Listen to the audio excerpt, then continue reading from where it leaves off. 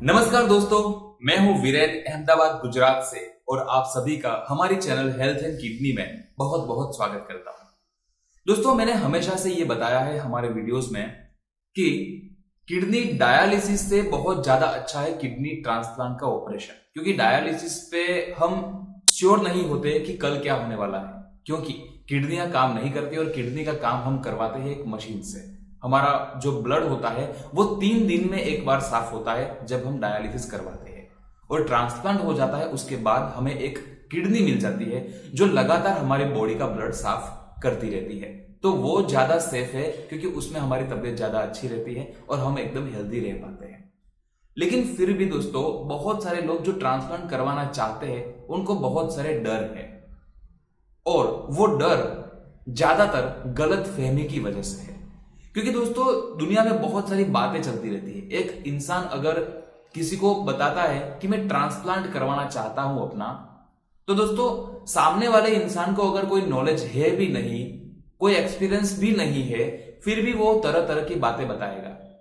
उसको खुद को कोई एक्सपीरियंस नहीं, लेकिन फिर भी वो डर फैलाएगा, अफवाहें फैलाएगा, और ऐसी बहुत सारी बातें इस दुनिया में फैल चुकी है किडनी ट्रांसप्लांट के बारे में, और वही डर पैदा करती है।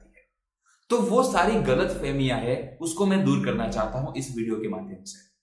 तो चलिए वीडियो शुरू करते हैं। उसमें मैं बात करूंगा कुछ गलत फहमियों के बारे में जो ट्रांसप्लांट के बारे में फैली है, और उसकी सच्चाई क्या है उसके बारे में हम बात करते हैं। सबसे पहली गलतफहमी यही है कि ज्यादातर लोगों को ट्रांसप्लांट के पहले ऐसी बातें सुनने को आती है कि ट्रांसप्लांट के बाद नई वाली किडनी 2 साल, 3 साल या 4 साल तक काम करती है, उसके बाद नहीं करती। क्या फायदा? दोस्तों, ये बहुत बड़ी गलतफहमी है। इसी गलतफहमी की वजह से बहुत सारे लोग ट्रांसप्लांट नहीं करवाते हैं और सोचते हैं कि हमें डायलिसिस भी ना करवाना पड़े और ट्रांसप्लांट भी नहीं करवाना चाहते, और कोई रास्ता ढूंढते हैं और वो चल पड़ते हैं आयुर्वेदिक के रास्ते पे या फिर होम्योपैथिक, ऐसी कोई भी ट्रीटमेंट करवाने लग जाते हैं।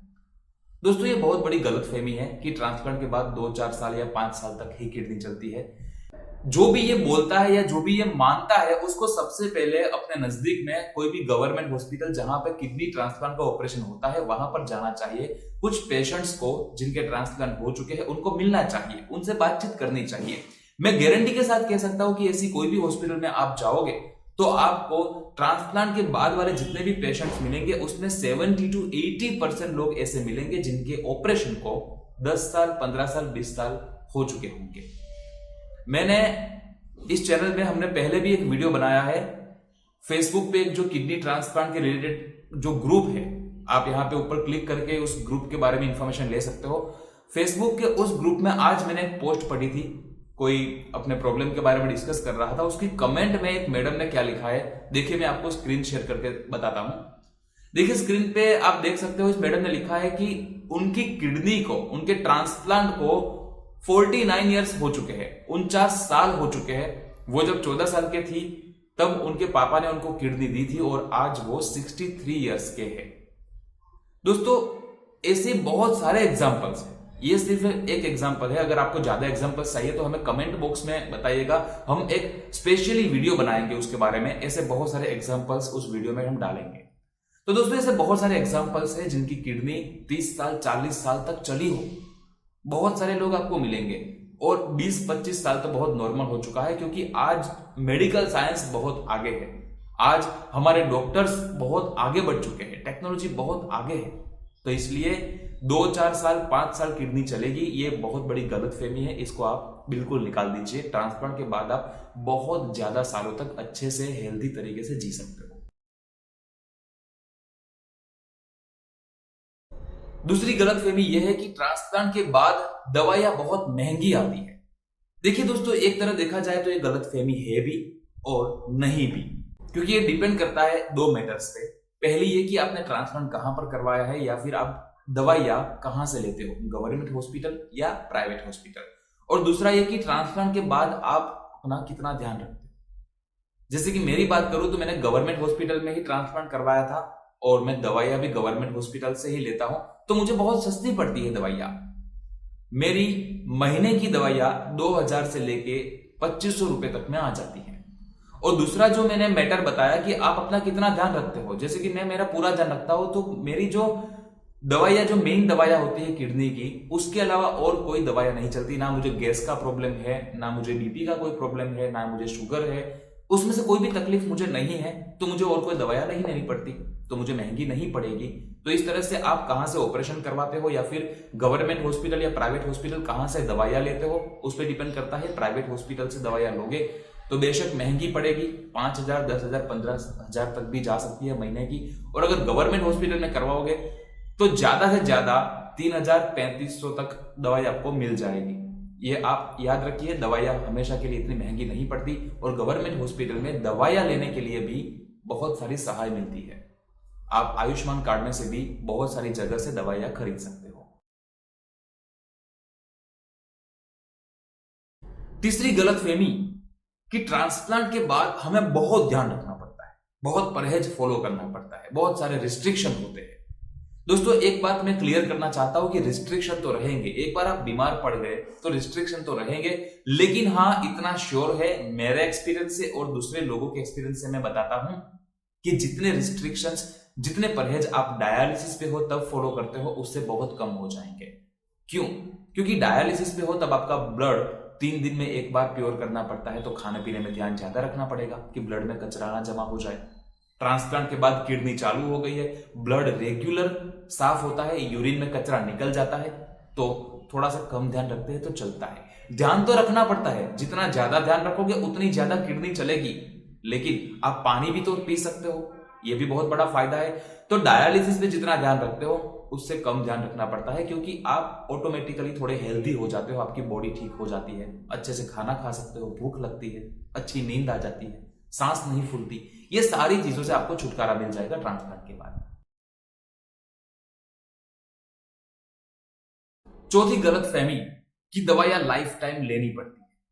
दोस्तों वैसे ये गलतफहमी नहीं है, लाइफ टाइम दवाइयां लेनी ही पड़ती है, लेकिन ये बात सच है कि ट्रांसप्लांट के बाद दवाइयां बहुत ज्यादा होती है, लेकिन जैसे जैसे टाइम जाता है वैसे वैसे दवाइयां बहुत कम हो जाती है। तो लाइफ टाइम के लिए आपको 10-10, 15-15 गोलियां खाने की जरूरत नहीं पड़ती।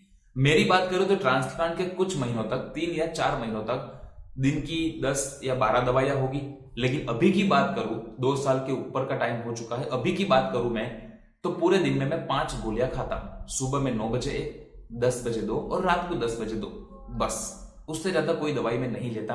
और 5 गोलियां खाना मतलब अब तक तो आदत पड़ ही चुकी होती है, दवाइयों का ज्यादातर हमें कोई टेंशन नहीं होता।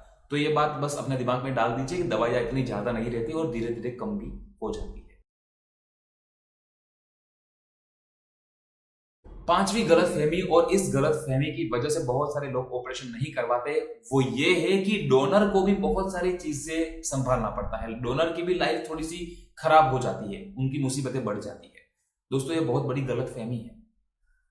एक सच ये है, साफ साफ बता देता हूं मैं, कि ट्रांसप्लांट के बाद 1 वीक के बाद डोनर को पता भी नहीं चलेगा कि उसका ऑपरेशन हुआ है, वो इतना हेल्दी हो जाएगा। डोनर की दवाइयां 1 हफ्ते से ज्यादा नहीं चलेगी, डोनर के रिपोर्ट्स में कोई फर्क नहीं आएगा, डोनर को खाने पीने में ज्यादा कोई परहेज फॉलो करने की जरूरत नहीं पड़ेगी, ज्यादा वजन नहीं उठा सकता, ये भी एक गलतफहमी है। डोनर को कोई परेशानी नहीं है, वो अपनी जैसी लाइफ अभी जीते हैं वैसी ही ट्रांसप्लांट के बाद जी सकते हैं। तो डोनर की लाइफ चेंज हो जाएगी, इसके बारे में आप जो कुछ भी सोचते हो सब कुछ गलत है। 1% चेंज भी नहीं आएगा, 1% चेंज भी डोनर की लाइफ में नहीं आता है। छठी गलतफहमी कि ट्रांसप्लांट के बाद पेशेंट को लाइफ टाइम हर जगह पर मास्क पहन के रखना पड़ेगा। दोस्तों आज अभी जो माहौल है कोरोना वायरस का, उसमें आप क्या करते हो? बाहर जाते हो तो मास्क पहनते हो, घर में होते हो तो मास्क नहीं पहनते। ऐसा ही ट्रांसप्लांट के बाद भी होता है हर पेशेंट के साथ, और वो तो अब शायद हमेशा हमें ध्यान में रखना पड़ेगा, क्योंकि माहौल ही ऐसा हो गया है ये कोरोना वायरस का। तो ये आदत तो डालनी पड़ेगी, लेकिन इतना मैं बता दूं आपको कि ट्रांसप्लांट के बाद 2-3 महीने तक बहुत ज्यादा ध्यान रखना है। समझ लो कि लगातार आपको मास्क पहनना है, लेकिन उसके बाद आप घर में बिना मास्क पहन के बैठ सकते हो। बस ये ध्यान में रखना है कि आपके नजदीक में कोई इंसान ऐसा ना हो जिसको जुकाम हो, जिसको बुखार हो, जिसको और कोई बीमारी हो। बस नजदीक में ऐसा कोई इंसान आपके है, घर में भी ऐसा कोई अगर इंसान है जिसको कोई तकलीफ है, कोई बीमारी है, तो बस उससे थोड़ा सा दूर रहना है। बाकी घर में भी मास्क पहनना पड़ेगा और लगातार 24 घंटे मास्क पहन के ही रखना पड़ेगा, ये गलतफहमी है, ऐसा कुछ नहीं होता। और लास्ट में एक गलतफहमी 7th नंबर की मैं बताना चाहता हूं, वो ये होती है कि ट्रांसप्लांट के बाद पेशेंट बाहर का कभी खाना नहीं खा सकता, कभी शादियों में खाना नहीं खा सकता। दोस्तों देखो, जितना ध्यान रखते हैं उतना हमारे लिए अच्छा होता है, ये बात तो सही है, लेकिन कभी कभी महीने में एक आध बार आप रेस्टोरेंट का खाना खा सकते हो, शादी में गए तो खाना खा सकते हो, लेकिन उसमें भी क्या खाना चाहिए क्या नहीं खाना चाहिए उसका बस नॉलेज रखना होता है कि ज्यादा पोटेशियम वाला ना हो जाए खाना, ज्यादा ऑयली खाना, ज्यादा घी वाला बटर वाला चीज वाला खाना हम ना खा ले। उतना कॉमन सा ध्यान तो हम अपना रख ही सकते हैं। बाहर भी बहुत अच्छी अच्छी हेल्दी चीजें मिलती है, और अच्छी रेस्टोरेंट में जहां साफ सफाई हो, वो आपको देखने से ही पता चल जाएगा कि खाना कैसा है, रेस्टोरेंट कैसी है। तो ज्यादा नहीं, लेकिन महीने में एक आध बार आपको खाना हो तो खा सकते हो। शादी में भी अगर आप गए तो आपको लगता है कि हेल्दी खाना है, अच्छे से बना रहे हैं, साफ सफाई अच्छी है, और उसमें भी कुछ गिनी चुनी चीजें आप खाना चाहते हो तो आप खा सकते हो। बस आपको ध्यान रखना है कि उस दिन और दूसरे दिन ज्यादा से ज्यादा पानी पीना है, ताकि कुछ कचरा है, कुछ गलत अंदर चला गया है तो यूरिन के द्वारा वो बाहर निकल जाए। लेकिन उसमें भी थोड़ा कुछ कंट्रोल तो जरूरी है, ऐसा नहीं कि मैंने बताया तो बस खाने ही लगोगे। लेकिन हाँ, मैं इतना क्लियर करना चाहता हूं कि कभी नहीं खा सकते, ऐसा नहीं होता। बहुत सारे लोग खाते हैं जिनकी बॉडी ठीक भी रहती है, और कुछ लोग उसको नहीं पचा सकते, बीमारी आ जाती है, तो वो अलग अलग केसेस में होता है। तो आप ये गलतफहमी निकाल दीजिए कि नहीं ही खाना है, ऐसा नहीं होता। आपकी बॉडी के अकॉर्डिंगली आप एडजस्ट कर सकते हो, और अपने डॉक्टर्स को पूछ के आप चीजें खा सकते हो। तो दोस्तों, कुछ मिला के मैंने 7 टॉपिक इसमें इंक्लूड किए थे। इसके अलावा भी कुछ और हो सकते हैं, तो शायद आपके दिमाग में कुछ हो तो आप हमें कमेंट बॉक्स में लिख सकते हो। और वो भी अगर आपको लिखना है कि मैं एग्जाम्पल्स वाले वीडियो बनाऊं कि किसकी किडनी कितनी चली है, तो वो भी मैं एक वीडियो बनाऊंगा। तो इसके बारे में मुझे कमेंट बॉक्स में आप लिख सकते हो, तो मैं पक्का कोशिश करूंगा वैसे वीडियो बनाने की। और भी आपको कुछ पूछना हो तो कमेंट में लिख सकते हो, हम उसका रिप्लाई करने की पूरी कोशिश करेंगे। और हमारे चैनल को सब्सक्राइब कर दीजिए, ताकि ऐसे ही यूजफुल वीडियो आप तक पहुंचते रहे। और आपके ध्यान में भी कोई भी किडनी पेशेंट हो, किडनी डोनर हो, तो वैसे लोगों को हमारे वीडियोस शेयर करते रहिए, क्योंकि उनको नॉलेज मिलेगा, उनकी लाइफ अच्छी होगी, उनकी हेल्थ अच्छी होगी। तो कुल मिला के हम एक हेल्दी इंडिया, हेल्दी नेशन बना पाएंगे। Thank you so much.